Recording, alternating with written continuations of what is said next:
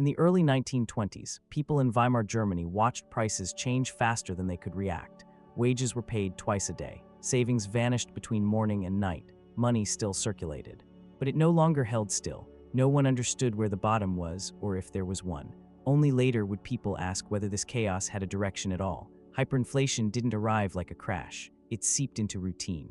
Shopkeepers rewrote prices by the hour. Restaurants charged more after meals than before them. Workers ran from factories to markets, knowing delay meant loss. Money still existed, it just couldn't be held. People stopped asking what things were worth. They asked how fast value was disappearing. Barter returned. Foreign currency was hidden. Real goods felt safer than paper. Adaptation became automatic.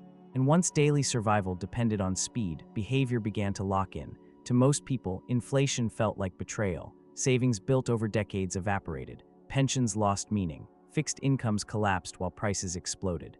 Money had been a promise, now it was a warning, but the collapse was uneven. Factories still produced, exports still moved, some businesses even expanded. That contradiction mattered. If everything was failing, nothing should work.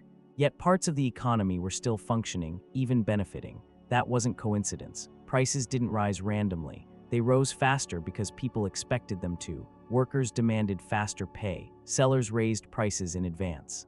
Businesses borrowed aggressively, knowing debt would shrink in real terms. Each choice made sense on its own. Get paid sooner. Sell before money loses value. Borrow while repayment gets easier. But once expectations shifted, opting out became impossible. Even skeptics had to participate or lose everything. Inflation fed behavior. Behavior fed inflation. What felt like madness followed a logic no one could escape. Hyperinflation is often described as a sudden breakdown. It wasn't, it was drift. Temporary measures were extended. Emergency fixes became routine. Confidence eroded step by step. By the time panic arrived, expectations had already changed. The system wasn't breaking because people misunderstood money. It was breaking because delay served someone and stopping carried costs. Calling this an accident suggests no one relied on it. That isn't true. Debtors saw obligations shrink.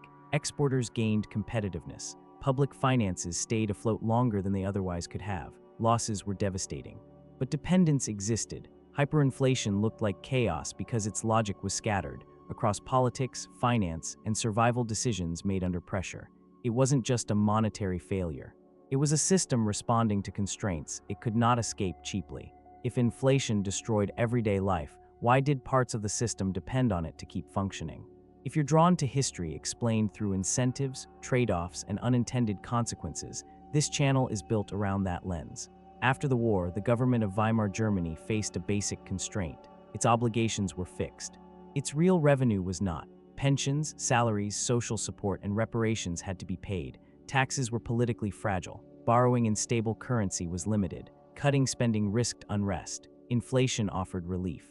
By paying obligations and depreciating money, the state reduced their real cost without formally defaulting.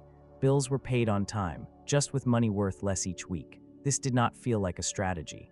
It felt like breathing room, but relief came with dependence. Once obligations were paid this way, reversing inflation made them instantly unaffordable again. Stability would have meant confrontation. Inflation does not spread pain evenly.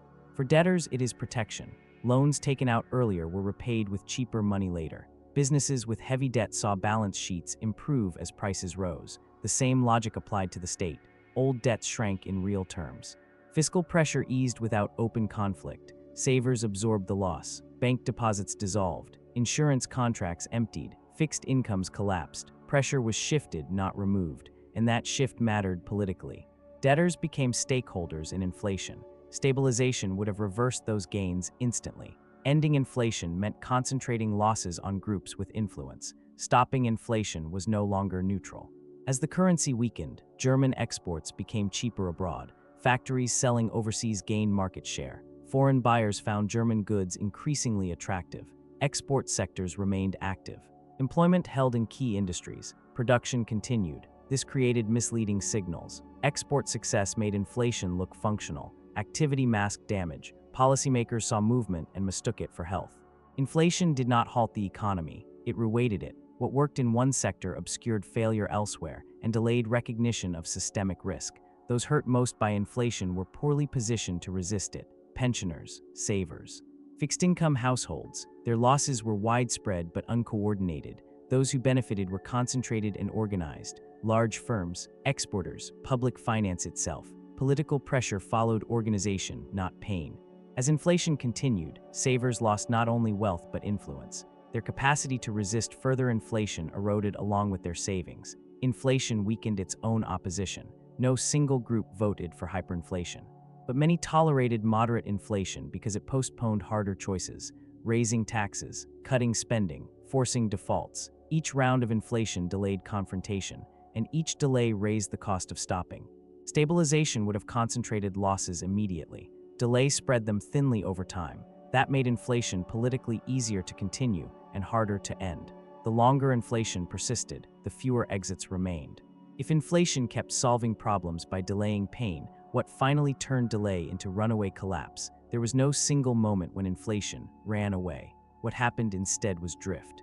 Faced with pressure, policymakers chose the least disruptive option again and again: extend credit, delay taxes, monetize deficits quietly. Each step looked temporary. No decision announced disaster. Each avoided confrontation. But drift is not neutral. Each delay narrowed future choices. Each temporary fix committed the system a little further in one direction. What felt like waiting was actually movement. Drift changed direction even when no one steered. Inflation accelerates when credibility weakens. At first, people trusted stabilization would come. Then they noticed delays. Then they adjusted. Wages were renegotiated more often. Contracts shortened. Prices were set with buffers. This wasn't panic, it was adaptation. Credibility eroded gradually until it didn't. Once trust broke, it collapsed quickly, and credibility cannot be rebuilt in pieces. Restoring it required visible sacrifice all at once. Sacrifice was exactly what drift had been avoiding. By the time the cost was clear, incremental repair was no longer possible. The Reichsbank became a pressure release. When obligations exceeded revenue, money creation filled the gap. Defaults were avoided. Political conflict was postponed. At first, this looked like management, but behavior learned fast. Markets learned deficits would be financed. Borrowers learned liquidity would arrive. Prices adjusted in advance. Once money creation became expected, it stopped being a tool and became a signal. Reversing that signal would have imposed immediate losses. And immediate losses were exactly what policymakers had been delaying. At this point, policy was no longer in control. Expectations were. Faster price increases triggered faster wage demands. Higher wages widened deficits. Larger deficits required more money creation. Each loop shortened reaction time. Decisions had to be made faster than institutions could respond. Planning horizons collapsed. Adjustments sped up. Stopping inflation now meant breaking multiple expectations at once: wages, prices, credit, and public finance. That kind of reset had no political or institutional base. Drift had removed the moment when control was still slow and cheap. Eventually, policymakers faced a trap. Continuing inflation was destructive. Stopping it abruptly looked worse. Stabilization meant immediate unemployment, bankruptcies, and defaults, all concentrated in time. Inflation spread pain diffusely. It delayed blame, so delay continued. By the time consequences were undeniable, inflation was no longer a choice. It was the default outcome of a system that had postponed adjustment too long. No internal correction could work anymore. Runaway inflation wasn't caused by ignorance. It was caused by drift under constraint. If drift made inflation unavoidable, what finally forced the system to realign, and why did it work then, but not before? Hyperinflation did not end because understanding improved. It ended because continuation became impossible. Prices were no longer just rising, they were detaching from calculation. Tax collection collapsed in real time.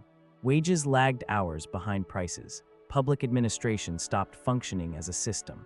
At this point, inflation was no longer redistributing pain quietly. It was destroying coordination itself. What drift had delayed, reality forced. The system had reached a boundary it could not cross. The shift that followed is often described as a sudden return to discipline. That framing is misleading. What changed was not character.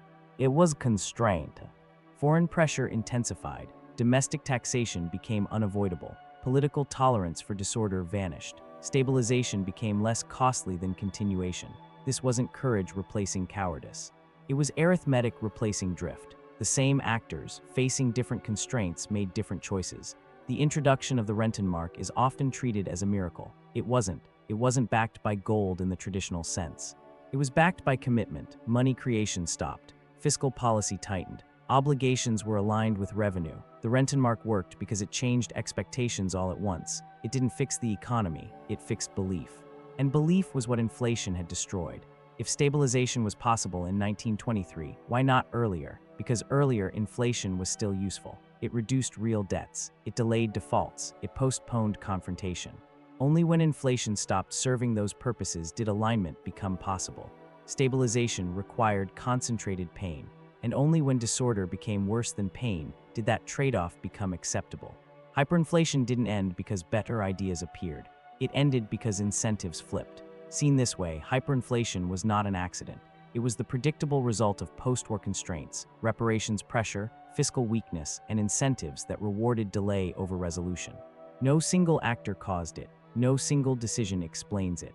The system responded rationally to pressure until those responses destroyed the system's own credibility. That is why inflation accelerated, and that is why it stopped abruptly. If you value history explained through incentives, constraints, and unintended consequences, rather than villains or miracles, like the video and subscribe. This channel is built around that way of seeing. Hyperinflation didn't happen because discipline failed. It happened because delay was rewarded until it no longer could be.